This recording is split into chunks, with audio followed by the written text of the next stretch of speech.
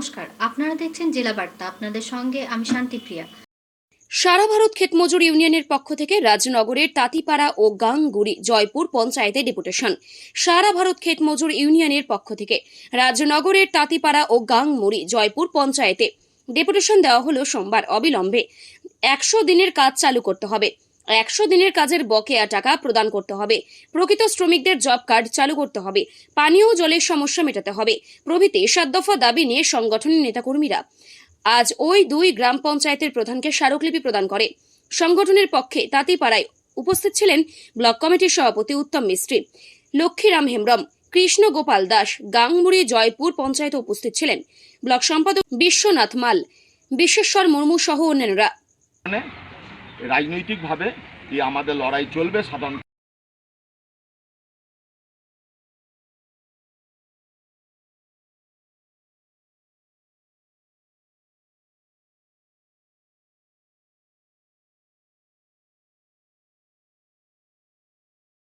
খান আরশাদের report, ভয় TV, Rajnagar.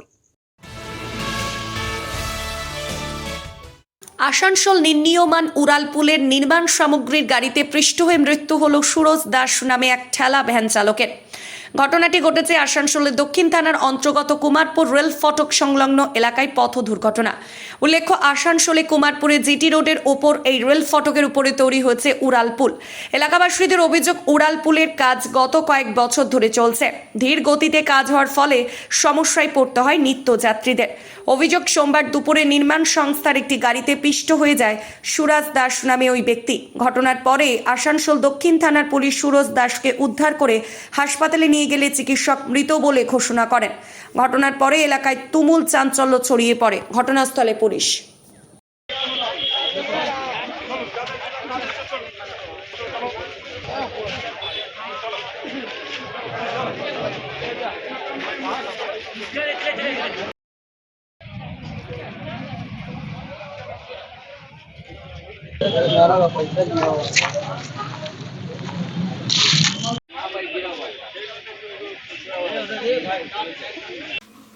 নিয়ে নিচ্ছে একটি ছোট্ট বিরতি। ফিরে আসছি বিরতির পর। সঙ্গে থাকুন ভয়ের সঙ্গে নির্ভয়ে।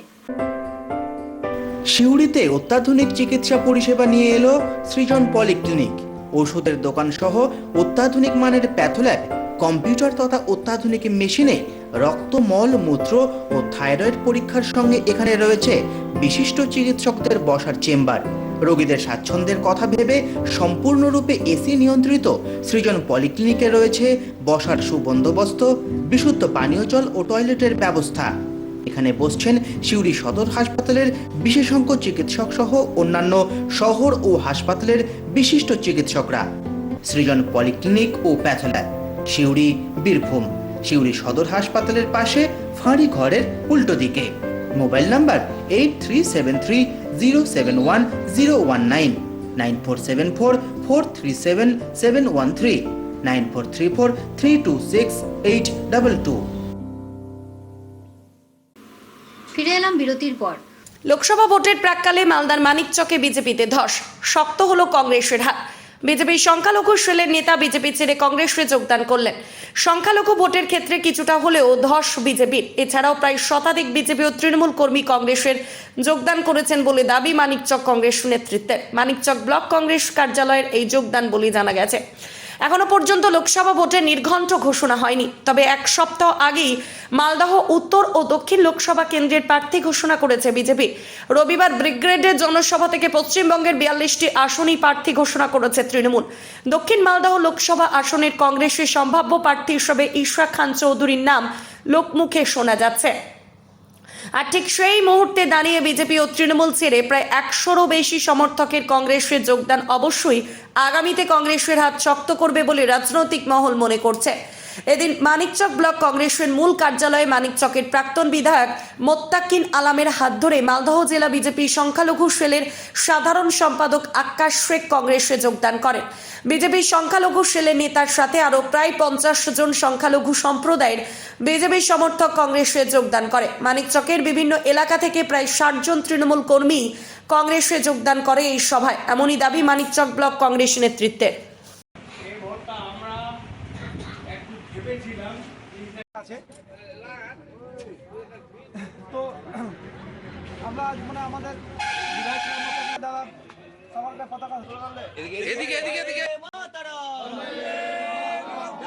বাবু দিশা বাবু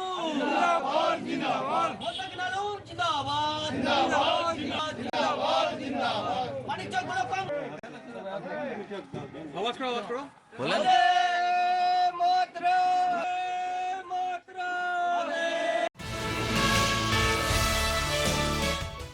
লোকসভা ভোটের মুখে ভাঙড়ে আইএসএফ কর্মীদের মারধর করার অভিযোগ তৃণমূলের বিরুদ্ধে। ঘটনায় গুরুতর আহত হয়েছেন 2 আইএসএফ কর্মী। ঘটনাটি ঘটেছে ভাঙড় 2 নম্বর ব্লকের ঝাজার আইট এলাকায়। স্থানীয় সূত্রে জানা যায় রবিবার রাত 8টা নাগাদ আইএসএফ এর একটি বুথ মিটিং হচ্ছিল ওই এলাকায়। সেই সময় হঠাৎ করে তৃণমূলের কিছু লোকজন এসে আইএসএফ কর্মীদের উপর হামলা করে এবং বেধড়ক মারধর করে বলে অভিযোগ। তৃণমূলের বিরুদ্ধে ঘটনায় গুরুতর আহত হয় 2 আইএসএফ কর্মী।